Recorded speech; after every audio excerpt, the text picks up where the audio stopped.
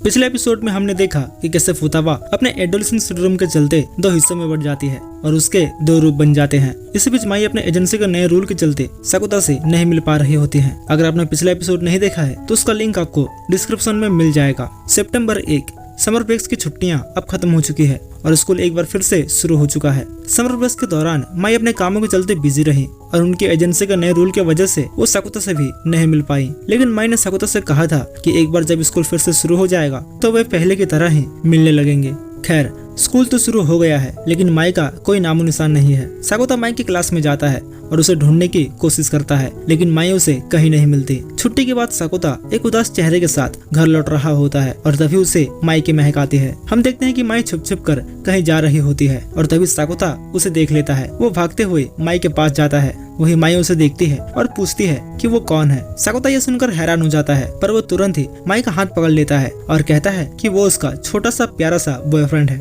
माई ये सुनकर चौंक जाती है और कहती है कि ऐसा अजीब सी शक्ल का व्यक्ति मेरी बड़ी बहन का बॉयफ्रेंड कभी नहीं हो सकता। साकुता ये सुनकर हैरान हो जाता है और तभी वहाँ माई सेनपाई आती हैं। वो बताती हैं कि ये उसकी छोटी बहन है नोदोका तोयोहामा और अभी के लिए यही माई साकुराजिमा है। माई साकुता के पैरों को अपने पैरों से दबाती है और साकुता इससे माई को पहचान लेता है कि यही असली माई सेनपाई है। नोदोका ये देखकर साकुता को ठरकी कहने लगती है। वहीं साकुता पूछता है कि ये सब क्या चल रहा है। नोदोका कहती है कि ये सब एक सपना है। वहीं माई कहती है कि ये कोई सपना नहीं बल्कि हकीकत है। वो बताती है कि कैसे जब वो सुबह सोकर उठी तो वो खुद को नोदोका के शरीर में पाई और नोदोका उसके शरीर में। साकुता पूछता है कहीं ये एडोलेसेंस सिंड्रोम तो नहीं, जिस पर माई हाँ कहती है। वहीं साकुता ये सुनकर परेशान हो जाता है। माई साकुता को अपने घर ले आती है और साथ में नोदोका भी होती है। साकुता माई के घर को देख पूछता है कि इसका रेंट कितना होगा। वही माई बताती है कि वो इस घर का रेंट नहीं भरती क्योंकि ये घर वो खरीदी है। नोदोका रोने लगती है ये कहते हुए कि अगर ये सपना नहीं है तो ये क्या है। वही माई नोदोका से कहती है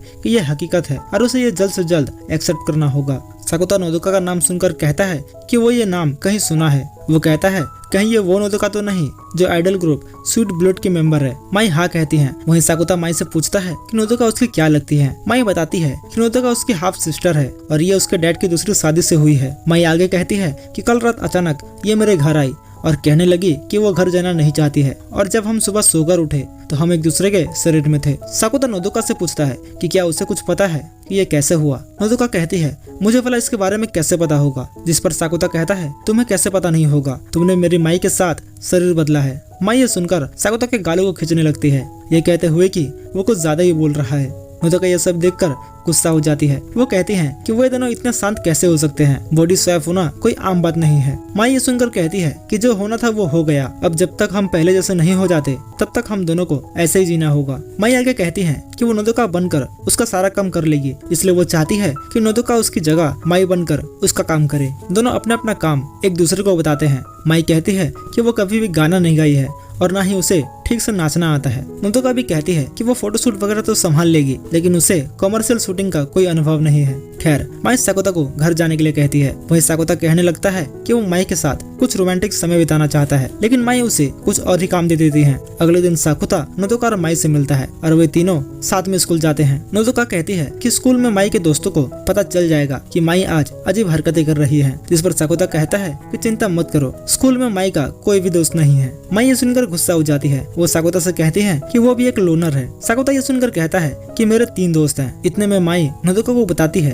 कि वो स्कूल खत्म होते ही सीधे घर आ जाए और किसी से बात ना करे। वही नोदोका माई से कहती है कि उसके भी कोई दोस्त नहीं है। साकुता ये सुनकर दोनों का मजाक उड़ाने लगता है। स्टेशन पर पहुंचने के बाद माई साकुता से अकेले में बात करती है। वो साकुता को नोदोका का ध्यान रखने के लिए कहती है और साथ ही बताती है कि कैसे उन दोनों की माएं उन दोनों का इस्तेमाल करती हैं ताकि वो एक दूसरे को जला सके। माई के जाने के बाद साकुता नोदोका से बात करता है। वो पूछता है कि क्या माई अकेली सेफ रहेगी। नोदोका बताती है कि भले ही वो एक आइडल है पर वो उतने भी फेमस नहीं है, किसी को भी उसके बारे में कुछ खास नहीं पता है। स्कूल पहुंचने के बाद साकुता नोदोका को माई के क्लासरूम के बारे में बताता है। वही नोदोका माई की तरह ही बातें करते हुए कहती है कि वो सब संभाल लेगी। साकुता नोदोका की तारीफ करता है ये कहते हुए कि वो माई की बड़ी अच्छी नकल कर सकती है। नोदोका बताती है कि कैसे वो बचपन से ही माई को देखती आ रही है और वो एक दिन उसका जैसा बनना चाहती है। इसके बाद साकुता फुतावा से बात करता है। फुतावा बताती है कि शायद एडोलेसेंस सिंड्रोम किसी व्यक्ति के अनस्टेबल मेंटल स्टेट के कारण होता है। वो साकुता को बताती है शायद ये इसीलिए हो रहा है क्योंकि माई माई एक फेमस पर्सन है और नोदोका उसकी तरह बनना चाहती है। स्कूल खत्म होने के बाद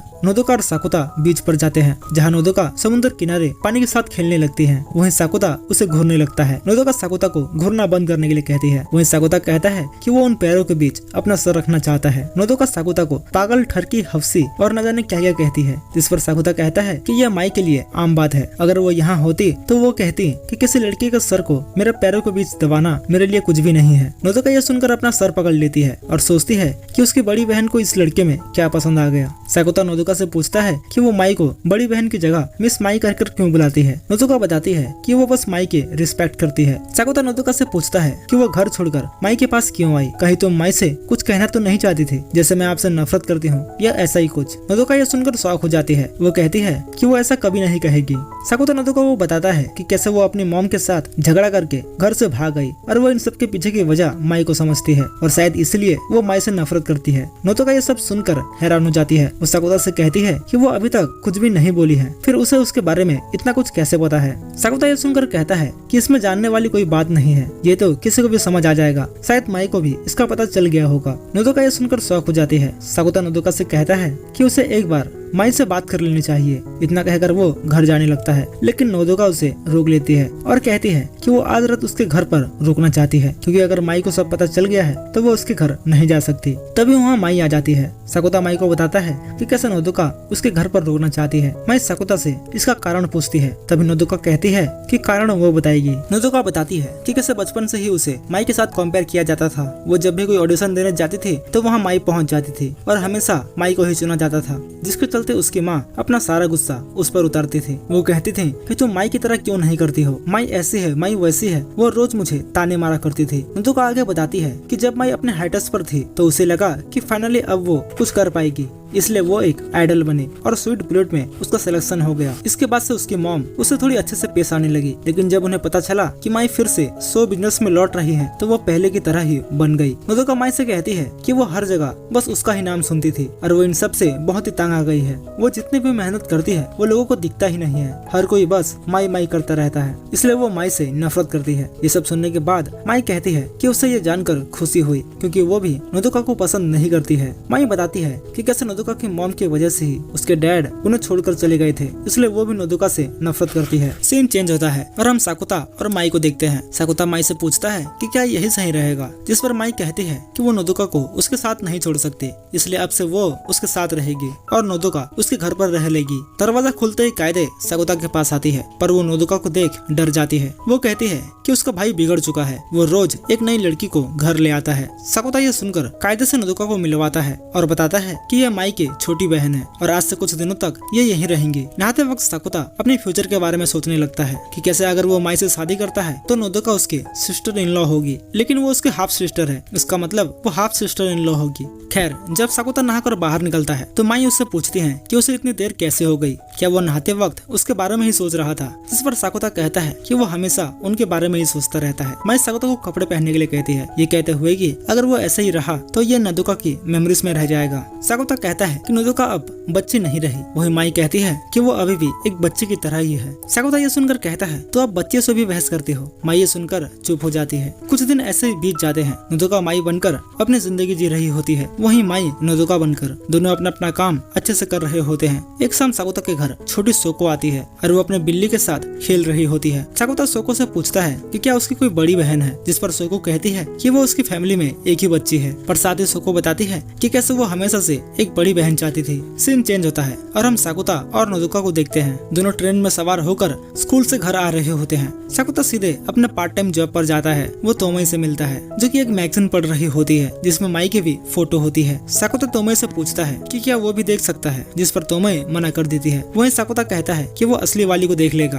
काम के दौरान साकुता से माई मिलने आती है। वो बताती है कि कैसे नोदोका की मॉम 50 से ज्यादा मैसेजेस सेंड कर चुकी हैं। वहीं साकुता माई को नोदोका के बारे में बताने लग जाता है कि कैसे वो वो भी अपने काम पर ध्यान दे रही है। माई यह सुनकर कहती है कि वो अपने बॉयफ्रेंड का चेहरा देखने आई है, उसे किसी नोदोका के बारे में नहीं जानना है। लेकिन वो फिर भी पूछती है कि क्या नोदोका कुछ कह रही थी। साकुता नहीं कहता है। 2 दिन बाद नोदोका का एक कमर्शियल शूट था। साकुता सुबह सुबह उठकर शूटिंग देखने पहुंच जाता है। वो देखता है कि नोदोका माई बनने की पूरी कोशिश कर रही है, लेकिन उससे ये नहीं हो रहा है। नोदोका इसे नहीं सह पाती और वो पैनिक होकर बेहोश हो जाती है। घर लौटते वक्त साकुता माई से मिलता है और उसे बताता है कि कैसे नोदोका शूट के बीच में ही बेहोश हो गई, जिसके चलते शूटिंग कैंसिल करना पड़ा। साकुता बताता है शायद नोदोका को लगा कि वो माई बनकर भी कभी लोगों के उम्मीद पर खड़ी नहीं उतर पाएगी। स्कूल में साकुता कुछ सोच रहा होता है और तभी उसके पास कोनोमी आता है। वो साकुता से पूछता है कि वो किस दुनिया में खोया हुआ है। साकुता कहता है कि वो बस सोच रहा था कि कैसे क्या होता अगर उसकी एक बड़ी बहन होती जो कुछ भी कर सकती और उससे कहीं ज्यादा अच्छी होती। कोनोमी पूछता है ये किस तरह का विचार है। साकुता बताता है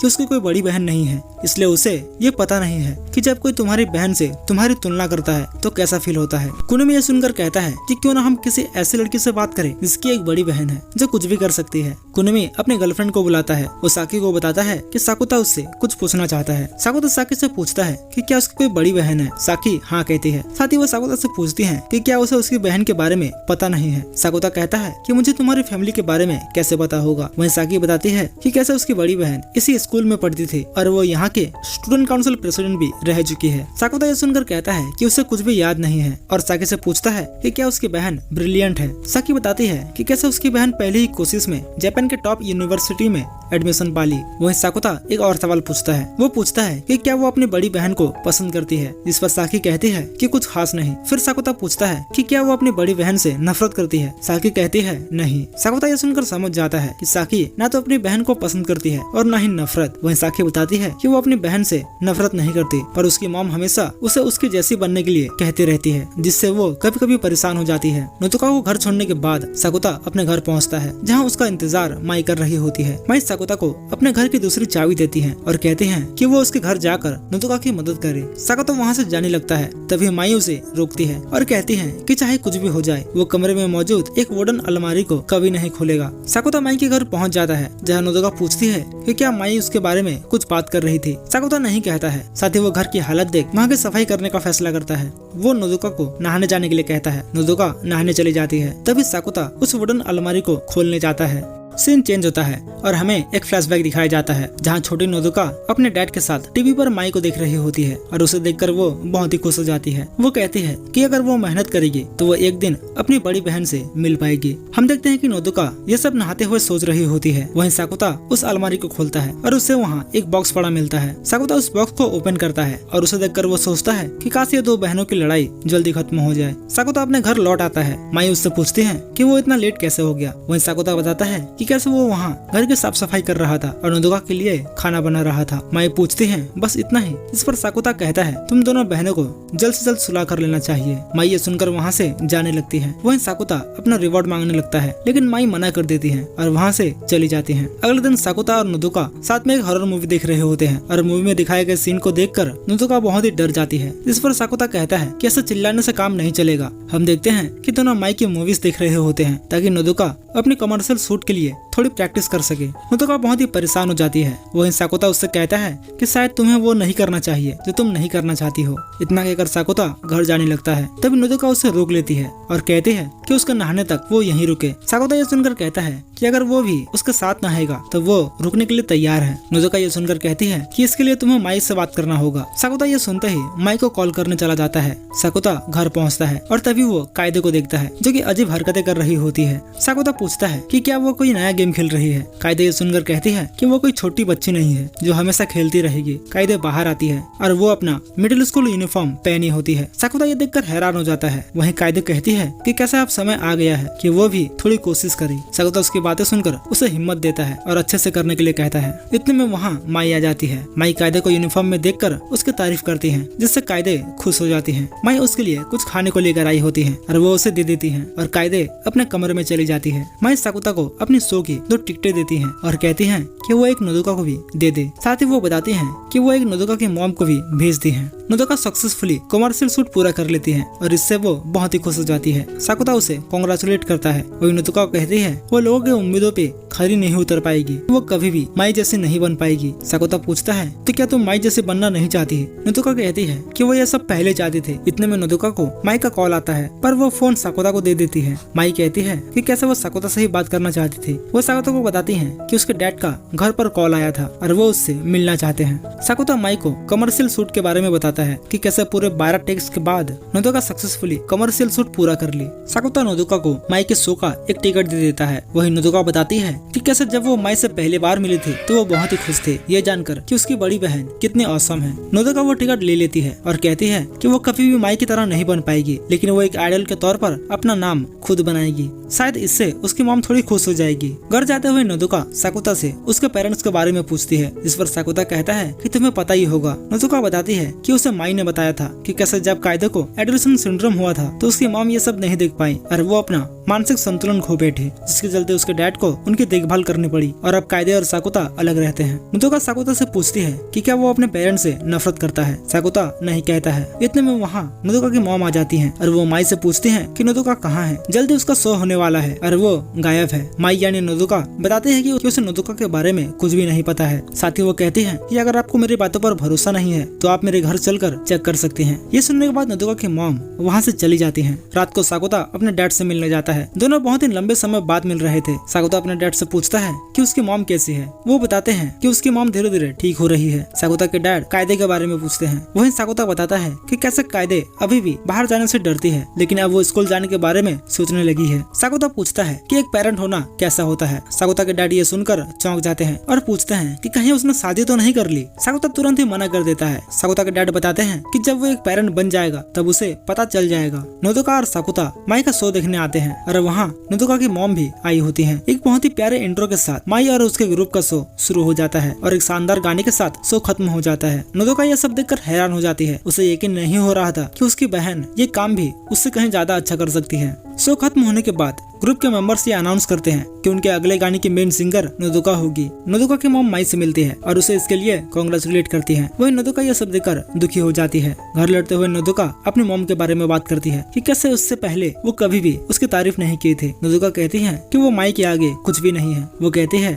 कि वो घर जाना नहीं चाहती। साकुता नोदोका का मूड ठीक करने के लिए उसे बीच पर ले आता है। नोदोका पानी के अंदर जाने लगती है। साकुता ये देखकर उसे रोकने की कोशिश करता है। वही नोदोका कहती है कि किसी को भी उसकी जरूरत नहीं है, हर कोई सिर्फ माई को चाहता है। साकुता उसे रोकता है, ये कहते हुए कि अगर तुम्हें कुछ हो गया तो सबसे ज्यादा दुखी माई ही होगी। नोदोका बताती है कि कैसा माई ने कहा था कि वो उससे नफरत करती है। साकुता ये सुनकर कहता है कि वो सब सिर्फ झूठ था। नोदोका उसका प्रूफ मांगने लगती है। वहीं साकुता उसे माई के घर ले जाता है और उसे उस अलमारी में पड़े बॉक्स को दिखाता है। नोदोका बॉक्स ओपन करती है और वो हैरान हो जाती है। वो देखती है कि ये सब उसके ही लिखे लेटर्स हैं जब वो बचपन में माई को लिखा करती थी। नोदोका पूछती है कि ये उसकी बहन के पास अभी तक क्यों है। इस पर साकुता कहता है क्योंकि माई इन लेटर्स को पाकर खुश होती थी, इसलिए वो अभी तक इन्हें संभाल कर रखी है। अगर वो तुमसे नफरत ही करती तो ये कभी भी नहीं करती। नोदोका बताती है कि जब वो इन लेटर्स को लिखती थी तब उसे पता नहीं था कि उसकी और उसकी बड़ी बहन की मॉम अलग अलग हैं, और जब उसे असलियत का पता चला तो तब उसे लगा कि वो माई को लेटर्स भेजकर उन्हें परेशान कर रही है, इसलिए वो लेटर्स लिखना बंद कर दी। साकुता माई से पूछता है कि वो इस बारे में कैसा फील करती थी जब उन्हें ये लेटर्स मिलता था। हम देखते हैं कि वहाँ माई भी आ चुकी है। माई बताती है कि कैसा तब वो बहुत ही बिजी होती थी, जिसके चलते वो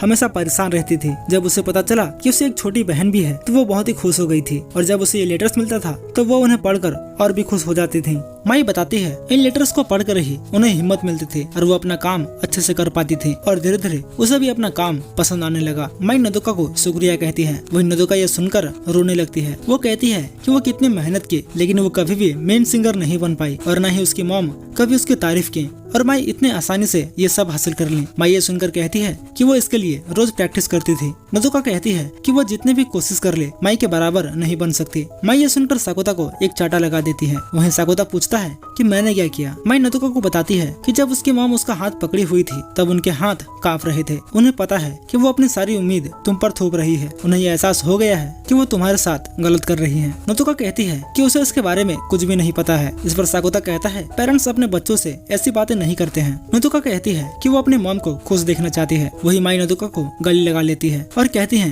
कि वो उन्हें खुश कर सकती है अगर वो अपना कुछ करती है तो। माई नोदोका को अपना पैशन फॉलो करने के लिए कहती है और नोदोका भी इसके लिए मान जाती है। नोदोका कहती है कि वो अपनी बड़ी बहन जैसी नहीं बनना चाहती। वो कहती है कि वो अपना नाम खुद बनाएगी। इतना कहते ही माई बन जाती है और नोदोका बन जाती है। साकुता ये देखकर हैरान हो जाता है। वही माई और नोदोका भी खुश हो जाते हैं। अगले दिन साकुता फुताबा से मिलता है और पूछता है कि यह सब हुआ ही क्यों था। फुताबा बताती है कि नोदोका का कॉन्शियसनेस हमेशा सोचती रहती थी कि वो माई जैसी बनना चाहती है या फिर उसे माई के जैसा ही बनना होगा। शायद यही वजह है कि नोदोका माई की तरह दिखने लगी। तभी साकुता पूछता है फिर माई नोदोका की तरह क्यों दिखने लगी। फुताबा बताती है कि शायद माई भी अपनी छोटी बहन से थोड़ी जेलस थी। कुछ दिनों बाद साकुता माई के घर जाता है और वहाँ फिर से नोदोका को देखता है। वो उससे पूछता है कि वो यहाँ क्या कर रही है। नोदोका बताती है कि कैसे फिर से उसकी और उसके मॉम के बीच झगड़ा हो गया है और वो अब से अपनी बहन के साथ रहेगी। साकुता माई से पूछता है लेकिन तभी माई को उसकी एजेंसी की तरफ से एक कॉल आता है और वो बाहर चली जाती है। नोदोका साकुता को उसकी मुसीबत की घड़ी में साथ रहने के लिए